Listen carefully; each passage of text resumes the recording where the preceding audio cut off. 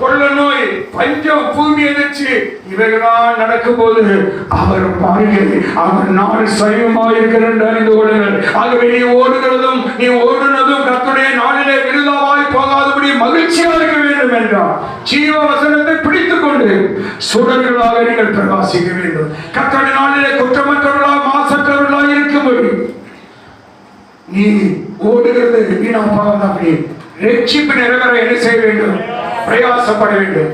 ஒரு வசனம் 1 கொரிந்தியர் 15ஆம் அதிகாரம் அதிலே கடைசி வசனத்திலே ரட்சிப்புக்கு மாத்திரமல்ல கர்த்தருக்குள்ளே நீ பிரயாசப்பட வேண்டும் என்று எழுதியிருக்கிறது. வாசிப்போம். ஆகையால் எனக்கு பிரியமான சகோதரரே, கர்த்தருக்குள் நீங்கள் படுகிற பிரயாசம். அப்போ உலகத்தில் படுகிற பிரயாசம் வேற, கர்த்தருக்குள்ளே படுகிற பிரயாசம். அல்லேலூயா. அப்ப இப்படிப்பட்ட கூட்டங்கள் பைபிள் ஸ்டடி, காத்திருப்பு கூட்டம், சோத்திர நாளைக்கு இந்த 12 மணி நேர ஜெபம்